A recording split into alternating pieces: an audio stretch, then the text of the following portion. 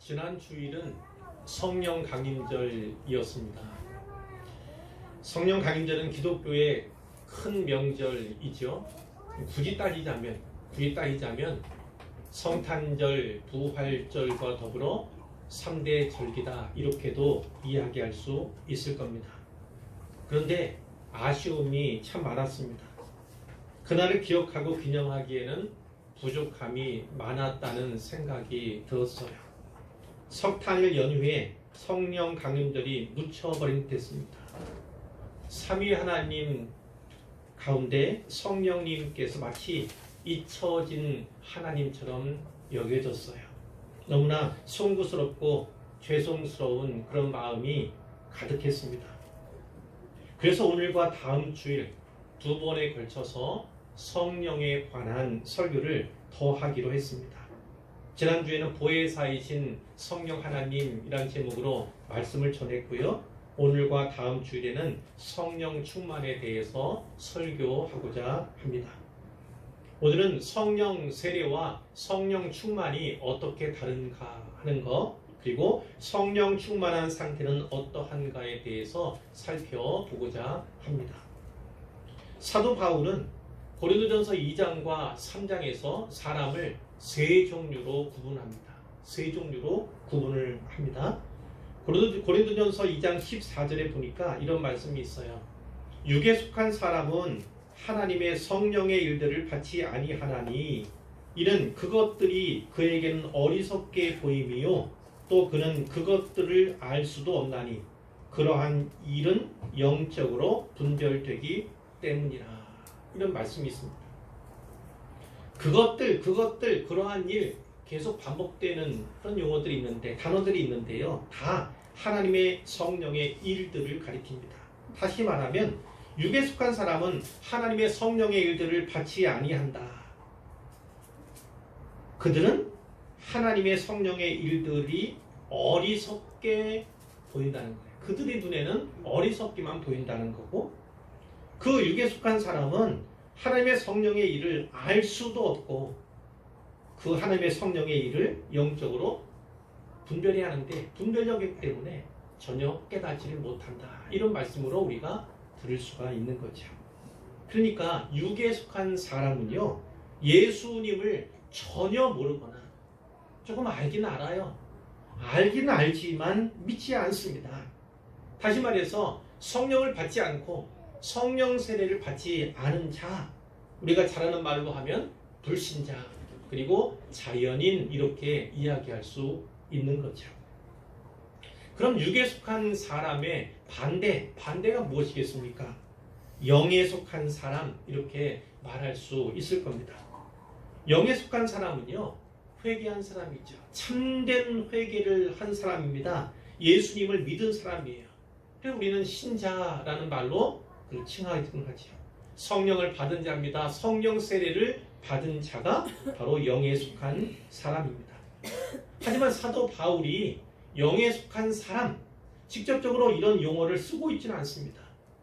대신 이를 세분해서 두 개의 용어를 사용하고 있는데요. 고린도전서 3장 1절에 보면 이런 말씀이 있어요. 형제들아, 내가 신령한 자들을 대함과 같이 너희에게 말할 수 없어서 육신에 속한 자, 곧 그리스도 안에서 어린 아이들을 대함과 같이 하노라. 아멘. 이 본문에 나와 있는 것 두 가지가 있죠. 하나는 육신에 속한 자입니다. 육신에 속한 자. 이것은 어떻게 표현되고 있습니까? 그리스도 안에 있긴 있습니다. 예수 믿지 않는 게 아니에요. 교회에 속해 있습니다. 그렇지만 영적으로는 갓난아이와 어린아이와 같은 자들이 있다는 겁니다. 그런 신자들을 육신에 속한 자, 이렇게 표현한 거예요. 또 하나가 있죠. 다른 하나는 신령한 자입니다. 신령한 자, 신자인데 영적으로 성장했고 성숙한 신자들, 바로 신령한 자, 이렇게 말한 것입니다. 그러니까 정리하면 사람을 세 가지로 나누고 있는데, 첫째가 무엇입니까? 하나는 육에 속한 자, 육에 속한 사람, 이렇게 표현한 것이고, 두 번째는 신령한 자가 있고, 세 번째는 육신에 속한 자가 있다. 이렇게 사도 바울이 나눈 것입니다. 여러분은 어디에 속합니까? 육에 속한 사람입니까? 그것은 구원받지 못했다는 것이고 신자, 성도, 그리스도인이라 불리기에는 아직은 부족하다, 모자라다 이렇게 말할 수 있는 거예요. 그러나 육에 속한 사람이 아니면 모두가 구원받은 영에 속한 사람이지요.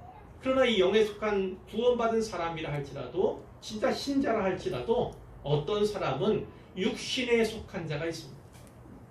아직 영적으로는 어린아이, 갓난아이 수준을 넘어서지 못했다. 신앙의 연조가 수십 년이 됐어도 어떤 사람은 갓난아이, 어떤 사람은 어린아이와 같은 신앙의 모습을 보이는 그런 것이 성경에 말씀하고 있는 내용이에요. 반면에 신령한 자가 있습니다. 구원받았을 뿐만 아니라 진짜 성령님의 인도함과 조명을 따르는 자들이 있다는 것이죠. 그렇게 사도 바울이 구별하고 있습니다. 내가 어디에 속해 있는지 자문하시고 자답해 보시면 좋겠습니다. 신약 성경에 등장하는 교회들 가운데 사도 바울이 유독 책망을 많이 한 교회가 있습니다. 어느 교회인지 아십니까? 물론 요한계시록의 여러 교회들 생각할 수 있지만 특별히 여기서 보고자 하는 건 고린도 교회입니다. 고린도 교회.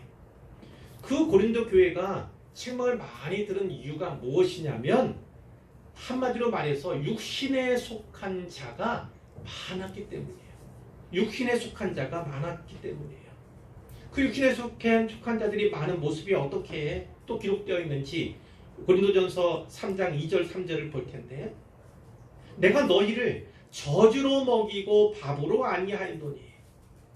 사도 바울이 고린도 교회를 그 성도들 향해서 젖 먹이듯이 했다는 거예요. 밥을 주지 못했다는 겁니다. 이런 너희가 감당하지 못하였음이거니와 지금도 못하리라. 왜 그랬습니까? 밥을 젖먹이 아이들에게 밥 줄 수 있습니까? 그럼 안 되잖아요. 그와 같이 밥을 주지 못하는 거예요. 젖을 줄 수밖에 없는 거예요. 왜냐? 소화시키지 못합니다. 감당할 수가 없어요. 그러니까 밥을 줘야 하는데 계속 젖을 줄 수밖에 없었다는 거예요. 그러면 하시는 말씀이 지금도 못하리라. 신앙생활 오랫동안 했습니다. 이 교회가 이제 계속해서 많은 시간이 흘러갔어요.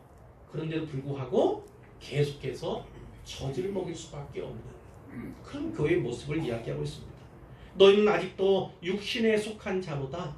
너희 가운데 시기와 분쟁이 있으니 어찌 육신에 속하여 사람을 따라 행함이 아니리요. 이렇게 말씀하죠. 그 육신에 속한 자들이 많다 보니까 교회가 어떤 모습을 띱니까? 시기와 분쟁이 많은 거예요. 뒤에 말씀들 기억하실 겁니다. 나는 아볼로파야, 나는 게바파야, 나는 바울파야, 뭐 이런 거죠. 이렇게 시기하고 분쟁하는 나뉘는 이런 모습들이 그 교회에 있었다는 거예요.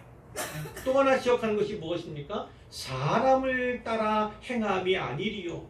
이것은 무엇을 말합니까? 성령을 따라 행해야 하는데 성령이 아니라 그저 사람 따라 행하는 모습이 그 고린도 교회에 있었다는 거예요. 고린도 교회도 역시 교회입니다. 예수 믿고 성령 받은 사람들의 공동체, 그것이 바로 고린도 교회였어요. 그러나 아직 옛사람을 벗어버리지 못한 그러한 신자들이 교회에 너무나 많았다는 거죠. 영적으로 젖먹이와 같은 갓난아이와 같은 어린아이와 같은 그런 신자들이 너무나 많았습니다. 단단한 음식을 먹여야 하는데 밥을 줘야 하는데 그럴 수가 없을 정도로 늘 젖만을 제공할 수밖에 없었던 그들의 영적인 실상을 이 사도 바울이 말씀한 것이죠. 고린도전서 12장 13절에 이런 말씀이 있습니다. 우리가 유대인이나 헬라인이나 종이나 자유인이나 다, 우리가 다 한 성령으로 세례를 받아 한 몸이 되었다. 이런 말씀이 있습니다. 그러니까 교인들 모두가 성령을 받은 사실은 인정하고 있는 거예요. 모두가 성령 세례를 받았습니다. 그리스도의 몸인 교회의 일원이 되었습니다. 그런데 교회 안에 뭐가 있습니까? 시기 그리고 분쟁이 끊이지 않았어요. 신앙 생활, 사역 모든 면에서 미성숙하고 부도덕한 면들이 너무나 많았던 것입니다. 고린도전서 12장 14장에 보면 은사에 대한 말씀이 있잖아요. 성령의 은사. 그것은 무엇을 의미합니까? 고린도 교회에도요, 성령의 은사가 풍부했어요. 성령의 은사를 받은 사람들이 많았다는 겁니다. 적지 않았다는 겁니다. 그런데 이 교회 문제는 무엇입니까? 성령의 열매를 거두는 사람들은 별로 없었다는 거예요. 성령의 은사가 풍부했음에도 불구하고 성령의 열매를 맺는 사람들은 극히 적었다는 것입니다. 오늘 우리는 이 고린도 교회를 타산지석으로 삼을 필요가 있죠. 고린도 교회의 모습이 자금의 한국 교회와 그리스도인들의 모습과 별반 다르지 않기 때문입니다. 육신에 속한 자들이 교회 안에 너무나 많아요. 하나님의 은혜로 인하여 성령 세례를 받았지요. 구원받아 신자가 되었지요. 그렇지만 성령의 열매가 없는 자들이 각 교회마다 너무 많은 것이 부인할 수 없는 현실입니다. 왜 그럴까요? 그 이유가 과연 무엇일까요? 주된 이유가 무엇이냐면 바로 성령 충만에 부재해 있다. 성령 충만하지 못하기 때문이다. 저는 이렇게 진단을 합니다. 성령 세례 받았다고 해서 저절로 신앙이 자라는 것이 아닙니다. 성장하고 성숙하는 것이 아니에요. 저절로 거룩하고 저절로 경건한 삶을 살아갈 수 있는 것이 아닙니다. 충성스럽게 봉사하고 헌신적으로 사역하는 그것 저절로 되는 것이 아니라니까요. 세월이 흘러간다고 해서 신앙의 연조가 쌓여간다고 해서 절로 되는 것이 아닙니다. 끊임없이 성령의 충만을 받아야만, 성령의 충만으로 일해야만 가능한 것이 우리가 꼭 기억해야 할 것입니다. 이제 성령 세례와 성령 충만이 어떻게 다른가에 대해서 살펴보고자 합니다. 오순절 계통의 교단들, 오순절 잘 모를 수 있지만 우리 사회에서 보면 예를 들어 순복음이 그렇고요. 대한 하나님의 성회 같은 이 교단들이 바로 오순절 계통의 교단들이에요. 이런 교단들에서는요, 성령 세례와 성령 충만을 비슷한 것으로 여깁니다. 어떤 때는요, 섞어 혼용해서 사용해요. 구별을 잘 하지 않습니다. 그러나 성령 세례와 성령 충만은요, 명확히 분명히 다른 전혀 별개의 신앙 경험이다. 이것을 우리가 기억해야 합니다. 이것을 먼저 네 가지로 살펴보고자 하는데요. 첫째는 성령 세례와 성령 충만은 성경에 등장하는 문장 형식부터가 차이가 있어요. 마가복음 1장 7절 8절에 세례 요한은 이런 말을 합니다. 나보다 능력 많으신 이 누굽니까? 그리스도시죠. 그리스도가 내 뒤에 오시나니 나는 굽혀 그의 신발끈을 풀기도 감당하지 못하겠노라.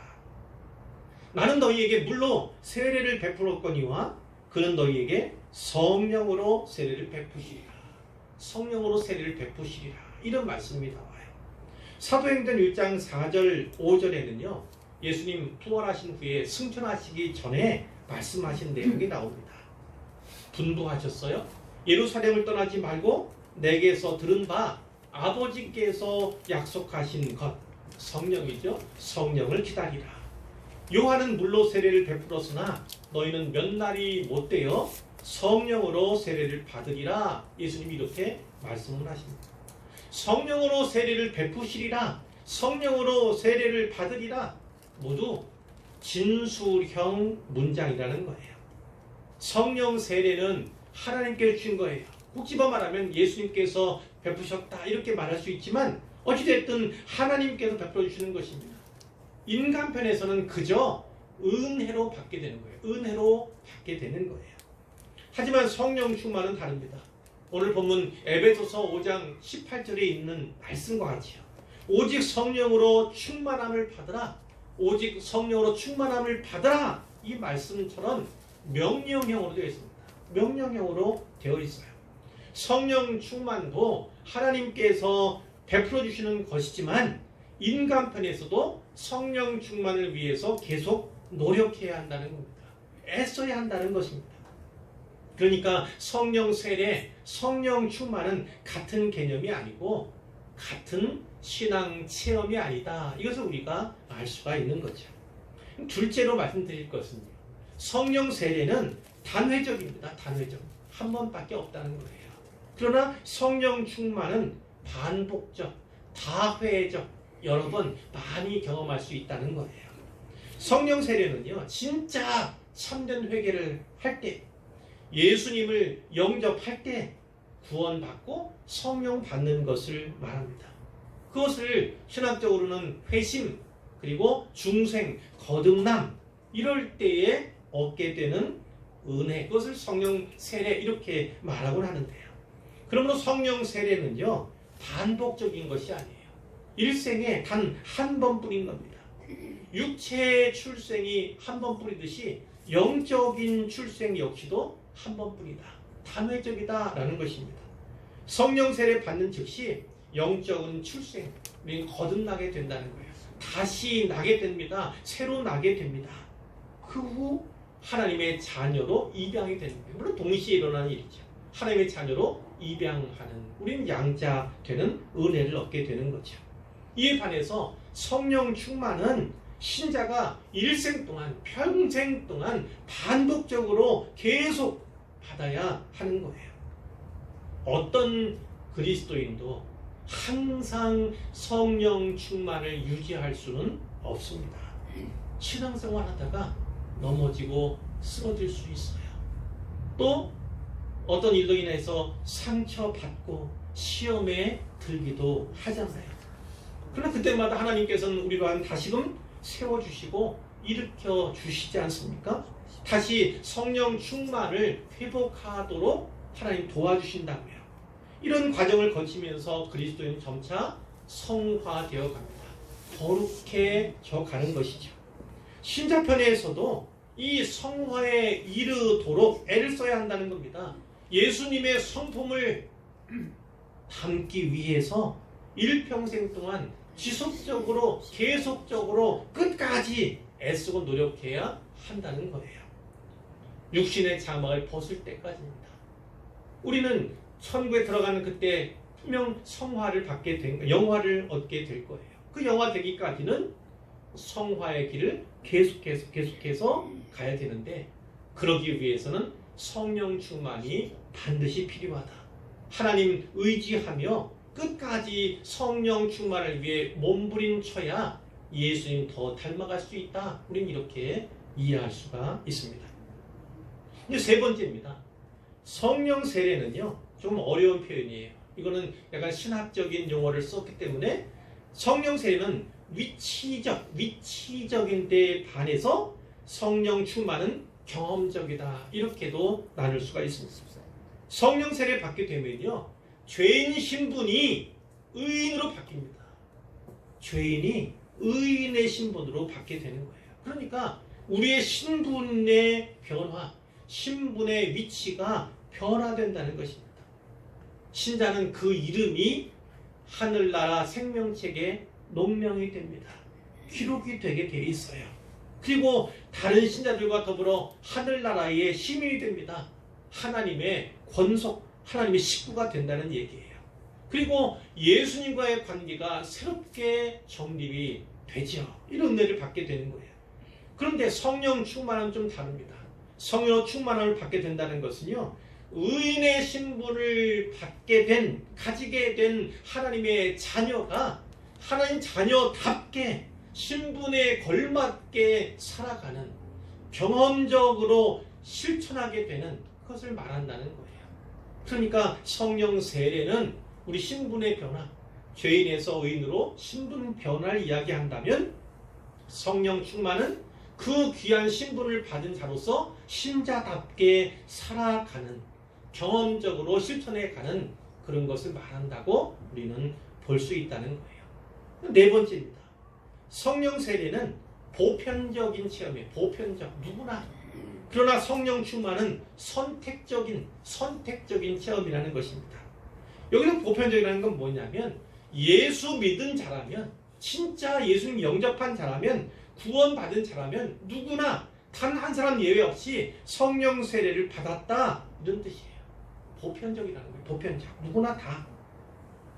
그러나 성령 충만은요, 신자라면 누구나 받을 수는 있어요. 신자라면 누구나 성령 충만을 경험할 수 있지만 누구나 성령으로 충만한 상태에 있는 것은 아니다라는 겁니다. 성령 충만 받을 수 있는 은혜는 입었지만 그렇다고 해서 성령 충만한 상태에 살고 있는 것은 아니라는 거예요. 이런 의미에서 성령 충만은 보편적이 아니라 선택적이다, 이런 말씀을 드릴 수가 있는 거예요. 제가 네 가지를 말씀드렸는데 이와 같은 것으로 보아 성령 세례와 성령 충만은 명확하게 확연하게 구별되는 신앙 체험임을 알 수가 있는 거예요.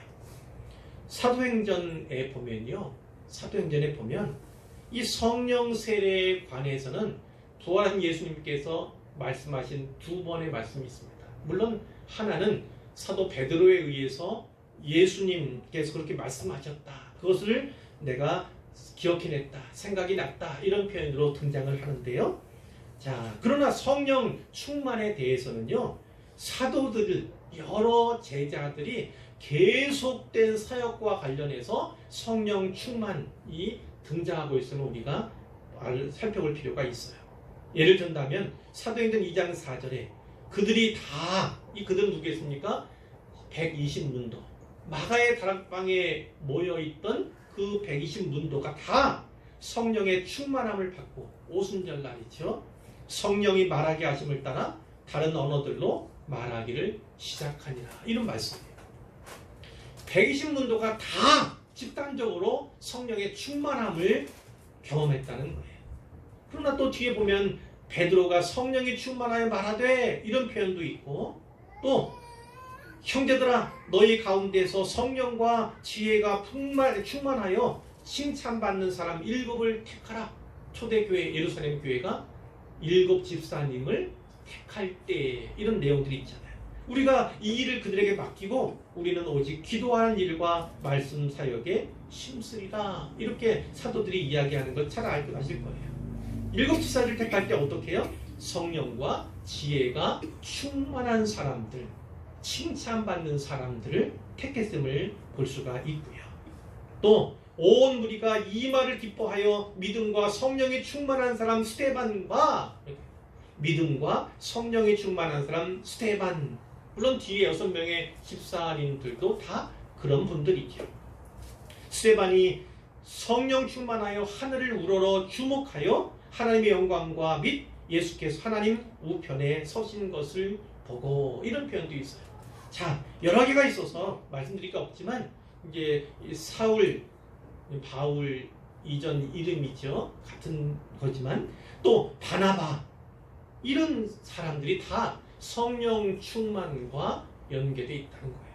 성령 충만한 자들로 나타나 있다. 집단적으로는 120문도 그리고 제자들에게 성령 충만이 임한 것을 말씀하고 있는 반면에 개인들도 성령 충만을 받았다는 것이죠. 그러니까 확실하게 이 사도행전은 성령 행전이다, 이렇게 볼 수가 있는 거죠. 성령으로 충만했던 사도들이 성령의 인도함을 받아서 담대하게 거침없이 복음 사역을 전개 나갔던 그것이 바로 사도행전의 내용이다. 우리가 너무나 잘 알고 있는 것이죠. 성령님이 누구십니까? 물을 때 성령님은 하나님이십니다. 하나님. 그러나 동시에 그분은 인격을 가지신 분이에요. 인격을 가지신 분. 그래서 그분, 이렇게 우리가 이야기하지 그것 이렇게 이야기할 수가 없는 거예요. 성령님 자체가 불이나 바람이 아닙니다. 능력이나 어떤 여행령도 아니고 성령은 인격이시다. 이렇게 우리는 받아야 하는 것입니다. 인격이신 성령 하나님께서 성령 충만한 사도를 통해서 인격적인 사역을 이루신 그것이 바로 성경의 내용이다. 특별히 사도행전의 내용이다. 우리는 이렇게 받을 수가 있는 겁니다. 이제 다음으로 성령 충만한 상태는 어떠한가? 성령 충만한 상태는 어떠한가에 대해서 살펴보게 하는데요. 첫 번째는 이겁니다. 성령으로 충만하다는 것은 말 그대로 인격이신 하나님의 영으로 가득 채워진다 이러는 거예요. 가득 채워진다. 자, 인생에는 특히 시편의 다윗의 시 그 많이 있다. 결코 채워질 수 없는 사람 안에는 결코 채워질 수 없는 사람의 힘과 노력으로는 가진 어떤 물질이나 재물로 채워질 수 없는 그런 공간이 있습니다. 그것을 영혼의 빈 잔, 우리는 간혹 이렇게 표현하고 있는데 그 영혼의 빈 잔은 누가 채워야 합니까? 바로 성령께서 채워주셔야만 우리가 공허함을 느끼지 않아요. 부족함을 느끼지 않습니다. 오히려 가난한 가운데도 없는 가운데도 힘겹고 어려운 가운데도 고난 가운데서도 만족감을 느끼게 되는 거죠. 기쁨을 느낄 수 있는 것이죠. 말 자체로 성령님께서 우리 안에 내주하시고 우리의 그 빈잔을 채우신다 이런 개념으로 우리가 이해할 수 있다는 거예요. 그것이 바로 성령 충만의 상태다 이렇게 볼 수 있고요. 두 번째, 성령 충만은요 성령의 다스림과 통치를 받는 상태입니다. 우리가 성령님의 다스림과 통치를 온전하게 받는 상태, 그것이 성령 충만이다 이렇게도 정리할 수가 있는 거예요. 우리가 예수님을 영접하면 진짜 예수님 믿게 되면 성령 세례를 받게 되고 성령께서 그 성령은 예수님의 영이시고 또 하나님의 영이시기도 하지 않습니까? 그 성령님께서 우리 안에 들어오셔서 내주는 함께 살아가는 것을 말합니다. 그 성령님께서 살아가시는 거하시는 우리와 함께 하시는 장소가 우리 안에 마련되어 있기 때문에 그 장소에 임하시기 때문에 우리는 성령의 전이 되는 것이죠. 성전이 되는 것이잖아요. 그러나 성령이 내주하신다고 해서 우리 안에 우리와 함께 하신다고 해서 우리의 옛사람이 표현하잖아. 옛사람의 성품과 옛사람의 습관이 저절로 없어지는 게 아니에요. 다 사라지는 게 아닙니다. 그 습성, 그 성품이 여전히 함께 있는 것입니다. 우리 안에.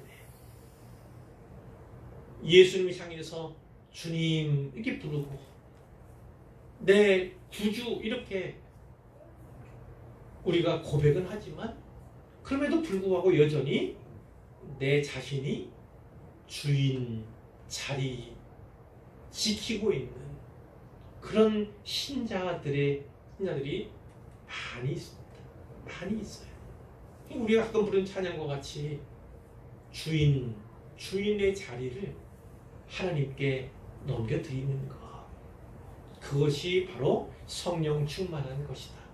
성령의 다스림과 그분의 통치를 받는 것, 그분에게 내 주권을 넘겨드리는 것, 온전하게 완전하게 위탁하는 것, 그것이 성령 충만이다.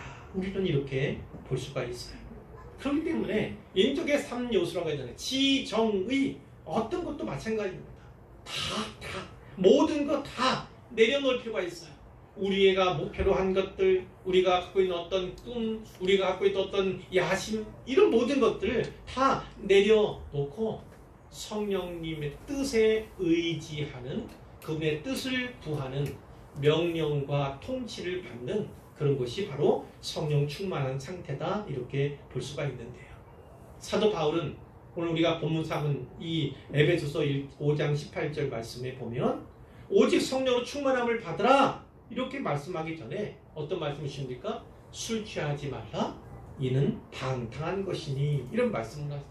술 취하지 말라, 이는 방탕한 것이지. 여기 앞에 이 술 취함에 대해서 말씀하는 것은 분명한 의도가 있는 것이죠. 사람이 술에 취합니까? 술에 취해 보신 적이 있습니까? 술에 대취해보고 만취해본 경험이 있으십니까? 그럼 어떻게 됩니까? 술이 사람을 집어삼키죠. 술이 통치하고 술이 지배하게 됩니다. 그래서 어떤 사람들은 대취하고 많지 않을 때 뭐가 됩니까? 개가 되죠. 예, 그런 모습들이 분명히 있는 거예요. 자, 그런데 술에 취한 사람들이 이렇게 자기 어떤 지배력, 영향력 하에 술의 지배력과 영향력에 놓여 있는 것처럼 굳이 말씀한 것은 성령 충만할 때도 그러한 영향력을 입은 모습들이 나타난다는 거예요. 그런 모양들이 나타난다는 것이죠. 성령의 지배를 받고 그분의 통치를 받게 되면 그분의 뜻을 수행하게 되고 그분의 뜻을 좇게 되고 그분이 기뻐하시는 그 일을 하게 된다는 면에서 그러는 거예요. 그러니까 지정의 모든 전인격적인 요소가 성령의 통치를 받는, 지배를 받는 상태, 이것을 성령 충만으로 요약할 수 있는 거예요. 세 번째로 말씀드릴 것은요, 성령 충만은 성령의 이끄심에 압도당하는 것을 말합니다. 압도당하는 것. 예를 든다면 어떤 배가 있습니다. 특히 바다, 큰 바다예요. 풍랑이입니다. 돛담배가 풍랑이 있는 바다에서 어떻게 됩니까? 그 바람의 영향을 받을 수밖에 없는 거예요. 바람이 몰고 가는 그 방향으로 나갈 수밖에 없는 것이죠.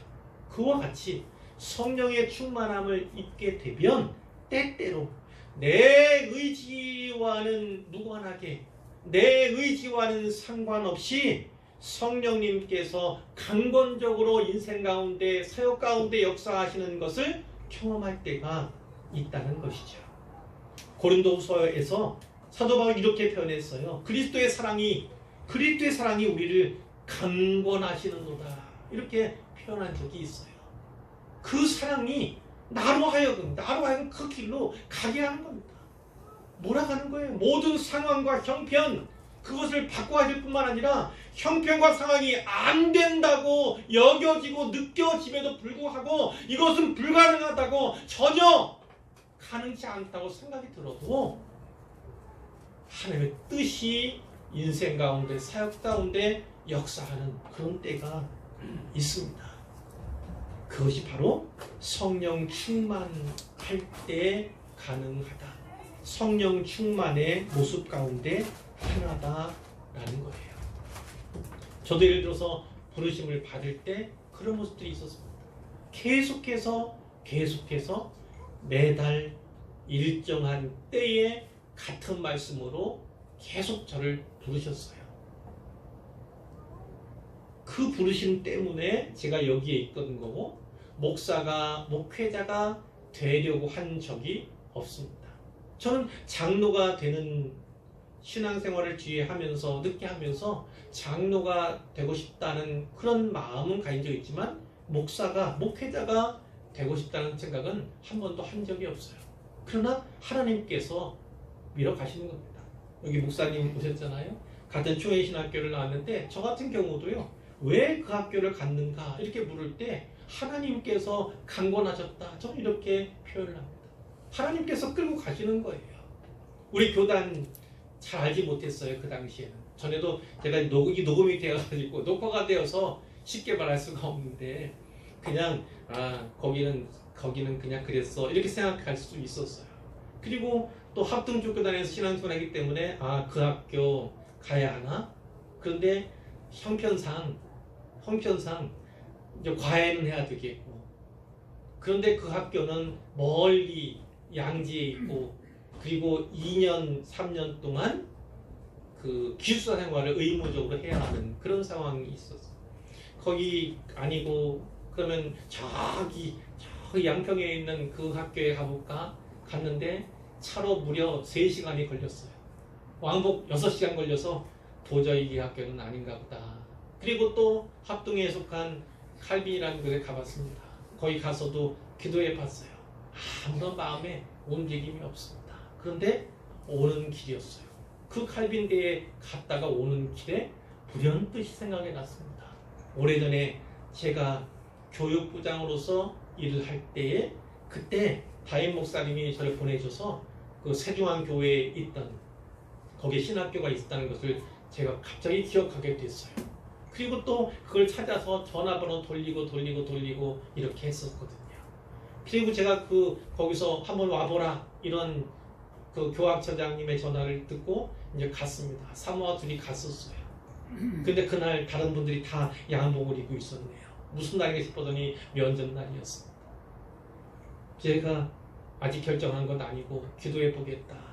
일주일만 시간을 달라. 이렇게 얘기를 했는데 일주일이 아니라 그날부터 시작할 때 계속 마음 가운데 이 학교에 대한 마음이 계속 하나님 주시는 거예요. 오랫동안 기도할 필요가 없었어요. 할 때마다 거기다 그렇게 했잖아요. 그리고 나서 그 학교에서 그 이모 목사님을 만난 거 아닙니까? 교수로서. 왜냐하면 담임 목사님이 사역할 제가 이제 신학교 간다고 할 때 많이 반대했거든요. 왜 부르시려면 일찍이 부르시지. 학부 때부터 부르시지. 왜 이제야 부르시겠느냐. 이런 말씀이 제게는 설득력 있게 느껴졌어요. 그리고 또 이런 말씀도 하셨어요. 이제 저를 이제 축복기도하며 보내시면서 이런 말씀도 하셨습니다. 하나님의 콜링은 부르심은 다른 면으로도 검증이 돼야 된다. 뭐가 있습니까? 사역이 가능해야 된다. 일자리가 있어야 한다. 그 말씀이에요. 목사가 됐는데 목회자가 됐는데 일자리가 없다면 그거는 부르심이 아닐 수 있다. 이렇게 말씀하시는데 저희는 나이가 이만큼 있는 상태에서 하기 때문에 엄청 부담스러웠어요. 그게 늘 내려서 떠나지 않았습니다. 그런데 신학기 2학년 때 그 이모 목사님께서 저를 교회로 옮겨주신 거예요. 이끌어주신 거예요. 사역지로 이끌어주셨어요. 그러니까 제가 감사할 수밖에 없는 거죠. 자, 이와 같은 이 흐름을 예로 든다면 이렇게 하나님께서요, 내가 뜻하지 않은 꿈조차 꾸지 않았고 내가 원하거나 생각하지 않았던 그 학교도 그 목사 직업도 그리고 이 직무도 하나님이 이끌어 가셨다는 거예요. 이와 같이 성령 충만은 또한 하나님의 압도적인 인도하심과 이끄심을 경험할 때 그거라고도 말씀을 드릴 수 있다는 거예요. 이제 마지막으로 네 번째인데요. 성령 충만의 상태는요. 성령님은 거룩한 영이시잖아요. 무엇보다 그 하나님 성령님의 거룩한 속성들이 신자의 전 인격에 온전히 완전히 스며들어 있는 상태에 그것을 말한다고 정리할 수 있어요. 성령님 여러 가지 성품에 대해 알 수 있지만 무엇보다 성령이라고 하는 의미가 거룩한 영, 홀리 스피릿이라고 하는 그런 의미지 않습니까? 성령님은 죄와 절대적으로 가까이 할 수가 없어요. 미워하셔요.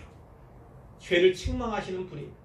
그러니 내주하시는 성령, 결코 떠나질 수 없는 그 성령께서 내 안에 계신데 내가 신자임에도 불구하고 그리스도임에도 불구하고 계속 죄와 허물 그렇게 살아가고 있다면 얼마나 괴로우시겠습니까? 얼마나 고통스러우시겠어요? 성령님과 죄는 상극이에요. 거룩과 죄는 상극입니다. 그런데 그 상극인 그 죄에 의인이 되었지만 법정적으로는 의인으로 선포되었지만 여전히 죄 짓고 살아가는 그 신자의 안에 계신 그 성령님이 얼마나 괴로우실까. 그래서 우리가 때때로 생각해 보아야 하는데 이 성령 충만하다는 것은 그 성령님의 거룩한 속성들이 신자의 전 인격에 스며들어 있는 거다. 그러니까 이 신자의 삶은 늘 거룩을 추구하는 거죠. 다른 거는 몰라도 진짜 거룩. 그 거룩은 첫째 의미가 뭡니까? 바로 구별됨이라고 했어요. 신자이면 믿지 않는 자와는 달라야 합니다. 성도이면 거룩하지 않은 사람과는 달라야 합니다. 그리스도인이면 그리스도를 알지 못하는 사람과는 달라야 합니다. 그렇게 구별된 삶을 살아가는 것, 그것이 바로 성령 충만이다. 이렇게 볼 수가 있는 거죠. 이제 결론입니다. 이제 두 가지를 살펴봤어요. 여기까지 성령 세례와 성령 충만이 어떻게 다른가를 처음으로 보았고, 또 하나는 성령 충만한 상태는 어떠한가에 대해서 살펴볼 거예요. 살펴보았어요. 다음에는 어떤 걸 보냐면, 그럼 성령 충만 어떻게 받을 수 있는가? 성령 충만하면 어떠한 결과가, 어떤 은혜가 있는가? 그것을 이제 내일 살펴보게 될 텐데, 이 시간에 다시 한번 기억할 것은 바로 이겁니다. 성령 충만 어떤 거예요?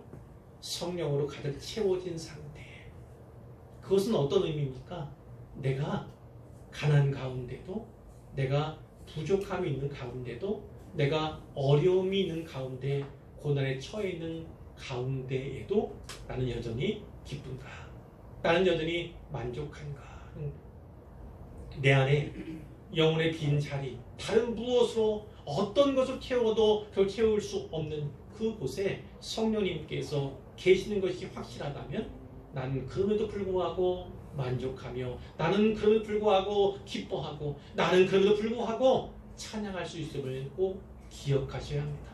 그런 모습이 내게 있는가를 돌아봐야 하는 거죠. 성령 충만은 성령이 통치하시고 지배하시는 상태를 말한다, 이렇게 말씀을 드렸는데요. 진짜 우리가 성령의 지배와 통치를 받고 있는가? 내가 여전히 내 인생의 주인, 내 몸의 주인, 내 길의 주인으로 살지는 않는가 살펴보면 좋겠습니다.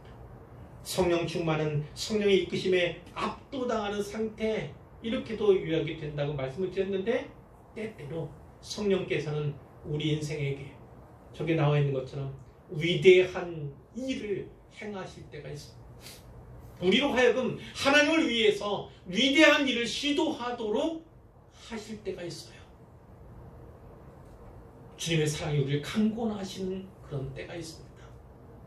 이럴 때 그것이 천부당 만부당해 보이더라도, 내 생각과 내 이성과 지식과 경험으로는 거부하고 싶다 할지라도 내어 맡겨드릴 수 있는 그런 때가 우리에게 은혜의 때, 터닝 포인트의 때가 될 수 있음을 우리가 늘 유념해야 합니다.